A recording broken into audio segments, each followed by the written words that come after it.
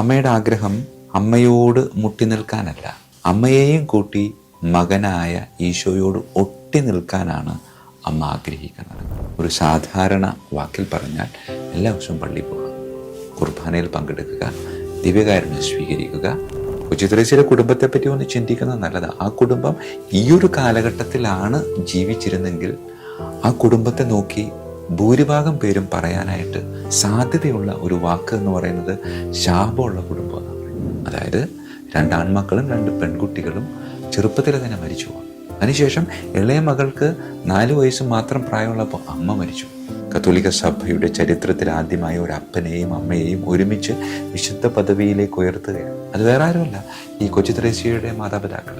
കർത്താവ് ഈശോ മിശിഹായുടെ വിശുദ്ധ ബലിയെപ്പറ്റി ഇങ്ങനെ പറയുന്നുണ്ട് എങ്കിൽ അത് അവൾക്ക് കിട്ടിയത് പുസ്തകത്താളുകളിൽ നിന്നല്ല, മറിച്ച് കുടുംബത്തിൽ നിന്ന്.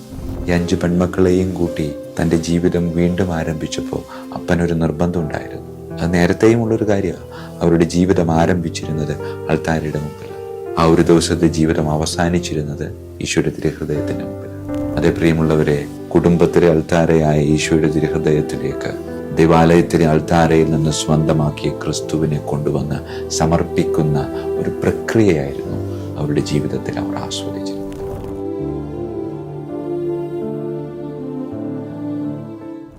ഈശോ മിശിഹായ്ക്ക് സ്തുതിയായിരിക്കട്ടെ.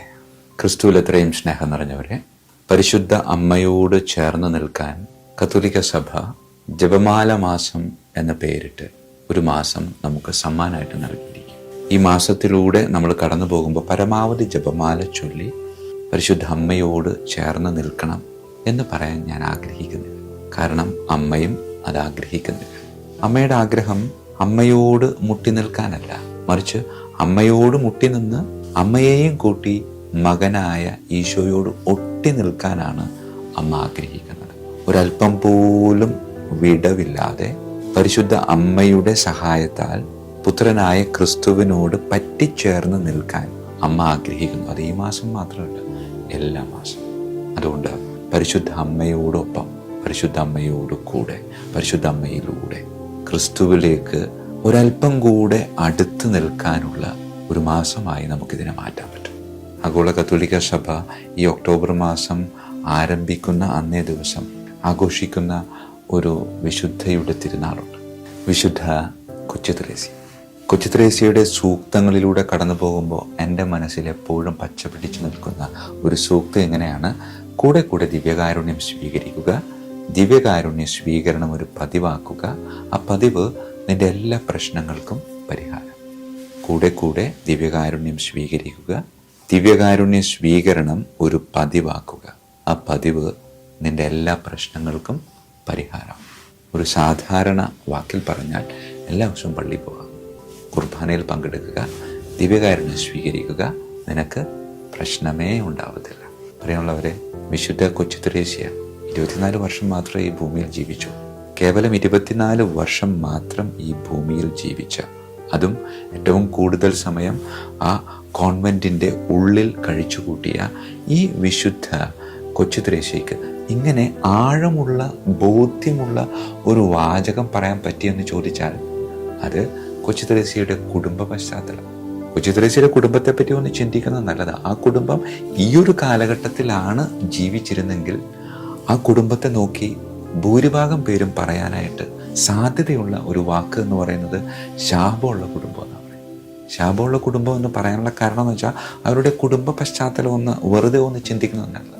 മാതാപിതാക്കളുടെ പേര് നമുക്കറിയാം, Louis Martin and Zelie Curie. ഇവർ 2 പേരും സന്യാസ ജീവിതം ജീവിക്കാൻ ആഗ്രഹിച്ചവരാണ്. പക്ഷേ എന്തൊക്കെയോ കാരണത്താൽ അവർ 2 പേരും അവിടെ നിന്ന് പോന്നതിന് ശേഷം അവർ യാദൃശ്ചികമായി കണ്ടുമുട്ടി അവർ വിവാഹിതരാകാൻ തീരുമാനിച്ചു. വിവാഹം കഴിച്ചതിന് ശേഷം അവർക്ക് ലഭിച്ചത് 9 മക്കളെയാണ്. 2 ആൺകുട്ടികളും 7 പെൺകുട്ടികളും. ഈ 9 മക്കളിൽ 4 പേരും, അതായത് 2 ആൺമക്കളും 2 പെൺകുട്ടികളും ചെറുപ്പത്തിൽ തന്നെ മരിച്ചു പോകും. അതിനുശേഷം ഇളയ മകൾക്ക് 4 വയസ്സ് മാത്രം പ്രായമുള്ളപ്പോൾ അമ്മ മരിച്ചു. പ്രിയമുള്ളവരെ, മരണങ്ങൾ ഒരു പ്രദക്ഷിണമായി ഒരു കുടുംബത്തെ വേട്ടയാടുമ്പോൾ അത് കണ്ടുകൊണ്ട് നിൽക്കുന്ന മറ്റുള്ളവർക്ക് പറയാനുള്ളത് എന്തോ ദൈവത്തിൻ്റെ ഒരു ശാപമുണ്ടെന്ന്. അല്ലെങ്കിൽ കോൺവെൻറ്റിൽ പോയിട്ട് സെമിനാരിയിൽ പോയിട്ട് തിരിച്ചു വന്നതല്ലേ, അത് അങ്ങനെ തന്നെ വേണം എന്നുള്ള ചില ശാപവാക്കുകൾ സ്വാഭാവികമായിട്ടും ആ കുടുംബത്തെ നോക്കിക്കാണുന്നവരുടെ വായിലേക്ക് വരാനുള്ള സകല സാധ്യതയുണ്ട്. പക്ഷേ കത്തോലിക്ക സഭയുടെ ചരിത്രത്തിൽ ആദ്യമായി ഒരു അപ്പനെയും അമ്മയെയും ഒരുമിച്ച് വിശുദ്ധ പദവിയിലേക്ക് ഉയർത്തുകയാണ്. അത് വേറെ ആരുമല്ല, ഈ കൊച്ചു ത്രേസ്യയുടെ മാതാപിതാക്കൾ വിശുദ്ധ മാർട്ടിൻ, വിശുദ്ധ സെലിൻ ഇന്ന് അൾത്താരയിൽ വണങ്ങപ്പെടുക. നമുക്കറിയാം 5 പെൺമക്കളും ഒരപ്പനും. ജീവിതം ഇങ്ങനെ മുന്നോട്ട് കൊണ്ടുപോകുമ്പോൾ ഒരുപാട് ബുദ്ധിമുട്ടുകൾ ഉണ്ടായിരുന്നു. പക്ഷേ ഈ 5 പെൺമക്കളും വിശുദ്ധി കാത്തു സൂക്ഷിച്ച് സന്യാസ ജീവിതത്തിലേക്ക് പ്രവേശിച്ച് ഒരുവൾ കത്തോലിക്ക സഭയുടെ വേദപാരംഗത എന്നൊരു പദവിയിലേക്ക് എത്തിയിരിക്കുക. വേറൊരുവൾ വിശുദ്ധിയുടെ പടവുകൾ ഇങ്ങനെ ചവിട്ടിക്കൊണ്ടിരിക്കുക. സെർവൻ്റ് ഓഫ് ഗാഡ്, ദൈവദാസി എന്ന പദവി അലങ്കരിച്ചു കഴിഞ്ഞു. പ്രിയമുള്ളവരെ, എത്രയോ അനുഗ്രഹീതമായ ഒരു കുടുംബമാണ്. 24-ാം വയസ്സിൽ ഈ ലോകത്തിൽ നിന്ന് തമ്പുരാന്റെ പക്കലേക്ക് യാത്രയായ വിശുദ്ധ കൊച്ചു ത്രേസ്യ ആഴമായ ബോധ്യത്തോടെ കർത്താവ് മിശിഹായുടെ വിശുദ്ധ ബലിയെപ്പറ്റി ഇങ്ങനെ പറയുന്നുണ്ട് എങ്കിൽ അത് അവൾക്ക് കിട്ടിയത് പുസ്തകത്താളുകളിൽ നിന്നല്ല, മറിച്ച് കുടുംബത്തിൽ നിന്ന്. ഈ 5 പെൺമക്കളെയും കൂട്ടി തൻ്റെ ജീവിതം വീണ്ടും ആരംഭിച്ചപ്പോൾ അപ്പനൊരു നിർബന്ധം ഉണ്ടായിരുന്നു. അത് നേരത്തെയും ഉള്ളൊരു കാര്യമാണ്. അവരുടെ ജീവിതം ആരംഭിച്ചിരുന്നത് അൾത്താരയുടെ മുമ്പിൽ. ആ ഒരു ദിവസത്തെ ജീവിതം അവസാനിച്ചിരുന്നത് ഈശോയുടെ തിരുഹൃദയത്തിൻ്റെ മുമ്പിൽ. അതേ പ്രിയമുള്ളവരെ, കുടുംബത്തിലെ അൾത്താരയായ ഈശോയുടെ തിരുഹൃദയത്തിലേക്ക് ദേവാലയത്തിലെ അൾത്താരയിൽ നിന്ന് സ്വന്തമാക്കിയ ക്രിസ്തുവിനെ കൊണ്ടുവന്ന് സമർപ്പിക്കുന്ന ഒരു പ്രക്രിയയായിരുന്നു അവരുടെ ജീവിതത്തിൽ അവർ ആസ്വദിച്ചിരുന്നത്. ഭൗതിക നോട്ടത്തിലൂടെ കാണുമ്പോൾ ഒരുപാട് അപാകതകൾ ഉണ്ടായിരുന്നു.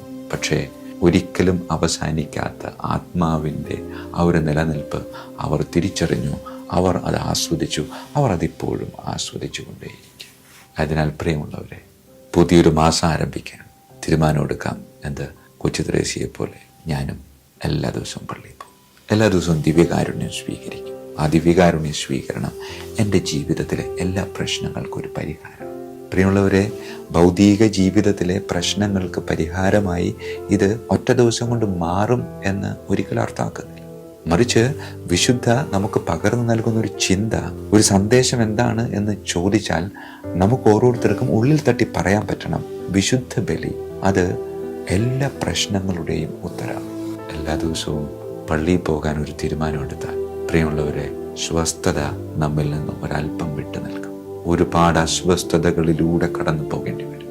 എന്ന് ഞാൻ നാളെ മുതൽ എല്ലാ ദിവസവും ദേവാലയത്തിൽ പോയി വിശുദ്ധ ബലി അർപ്പണത്തിൽ പങ്കെടുക്കും, പരിശുദ്ധ ദിവ്യകാരുണ്യം ഈ ശരീരത്തോട് ചേർത്ത് വയ്ക്കും എന്ന് തീരുമാനിക്കുന്നുവോ, അന്നു മുതൽ നമുക്കൊരുപാട് തടസ്സങ്ങളുണ്ടാകും.